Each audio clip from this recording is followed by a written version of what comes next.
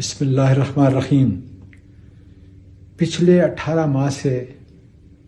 اس ملک میں جس طرح قانون، آئین، عدل اور انصاف کو پامال کیا گیا،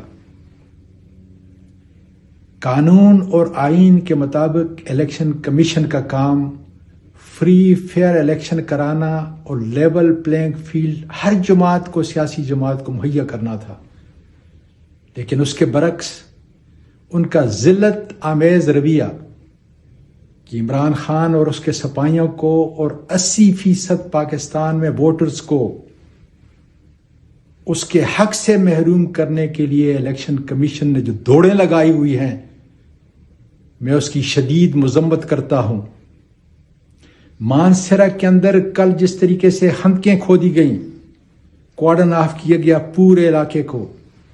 میں 20 سال سے وہاں کا سینیٹر ہوں، وہاں کا چیف ایگزیکٹو ناظم اعلیٰ رہا ہوں۔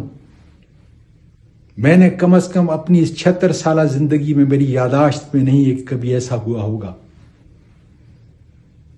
مانسہرہ میں عارضی طور پر اس وقت میرے کاغذات نامزدگی مسترد ہو چکے ہیں، اس لیے میں گستاصف خان کو کہتا ہوں کہ وہ میدان میں نکل کر پی ٹی آئی کی ترجمانی کرے، وہ میرے کورنگ کینڈیڈیٹ ہیں، اور اگر میرے کاغذات نامزدگی مسترد ہوتے ہیں مکمل طور پر قانون اور آئین کے مطابق، تو وہ کورنگ کینڈیڈیٹ کی حیثیت سے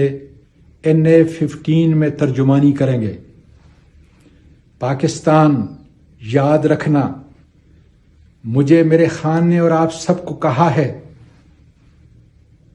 کہ ہارتا اس وقت ہے جب ہار مان جاتا ہے۔ انشاءاللہ ٹریبیونل عدالتوں سے میرے کاغذات انشاءاللہ تعالی منظور ہوں گے، اس لیے کہ میں نے کوئی جرم نہیں کیا، پرامن ہوں، اور سارے کیسز جتنے ہیں وہ فرسودہ ہیں، جس طرح عمران خان کے اوپر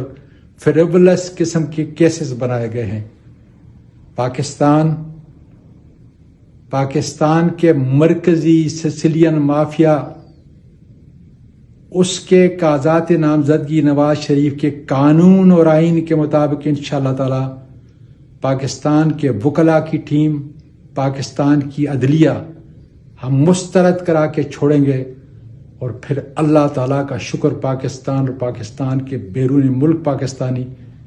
انشاءاللہ سرب سجود ہوں گے، اور پاکستان کی اس دن فتح ہوگی۔